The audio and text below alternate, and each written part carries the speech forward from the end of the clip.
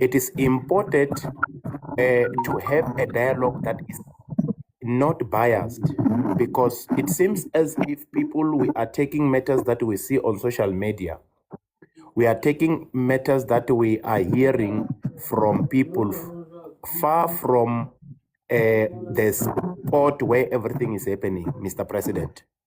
Now, me saying this, I feel I have to clear even the brother who just came in.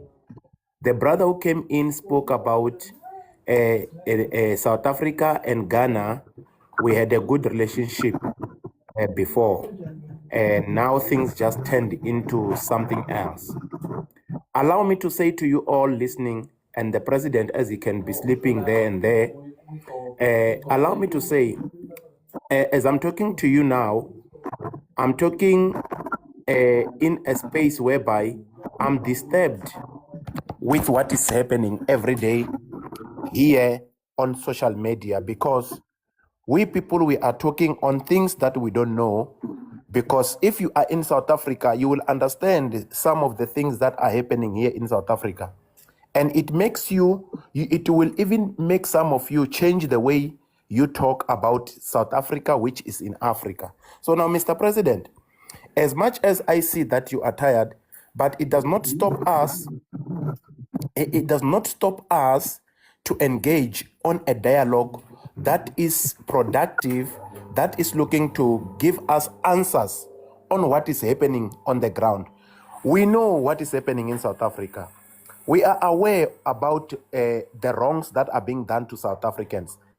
And believe me, you, Mr. President, in this country called South Africa, we are not barbaric people. We never been. Since 1994, we lived with all Africans in our homes. Believe me, you, we even intermarry with some of other African origin in our country called South Africa. But the problem is one.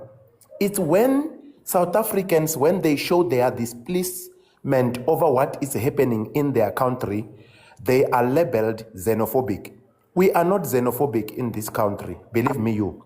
We lived with people and we intermarried, we ate together, we even hid them when they were being wanted by the police without papers in this country. Now, I don't think it is a good idea when South Africans are frustrated, with crimes committed by the people that are coming from Africa. Africa is where I live. You are in Africa. Ghana is Africa. Zimbabwe is Africa. I don't think after all South Africans did to try to ask their own government, can you help us? We have got a problem with this particular a tribe or with this particular country man. Can you help us to solve the problem? Our leaders, our presidents, our politicians, our police, all of them, they didn't want to assist us. Even our politicians themselves, they are taking bribes to people of Africa, from people from Africa who are bribing them. And our politicians are also using these people to do the wrong things in the country called South Africa. Even you, Mr. President, you were never gonna allow any African in your country, be it from your country, be it from South Africa, doing all barbaric acts in your own country. You were never gonna allow that to happen. You were gonna rebuke it. And at the same time, I'm not against Africans. I love Africans. I live with Africans. I work with Africans. We share sentiments on many things in Africa with them. But the problem is when South Africans are speaking facts of things that they see every day on the ground, they are given names. They are labeled names. That alone, to me, it does not make sense at all. We need to come to the ground. You as a president in your country, you are Mr. President, and in your country where you are, you need to come to South Africa. You need to call South Africa. You need to sit down with South Africans and ask them, what is happening to you? What is your problem?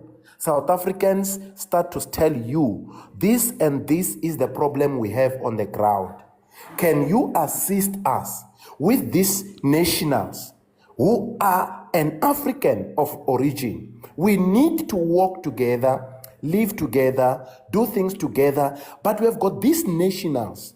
They are doing things that are not wanted, not right in this country. Can you help us to speak to your own people so that they stop doing what they are doing? Because I believe that if you are in Ghana, you come to South Africa. When you come to South Africa, you need to have what we call respect of an African. Africa is a land of respect. When you come to South Africa, being from there, Mr. President, you need to come to South Africa and respect a South African, because a South African is an African. When I come to your country, Ghana, I have to speak to you and respect you because you are an African. Meaning, I won't injure your own child. I won't destroy your own child.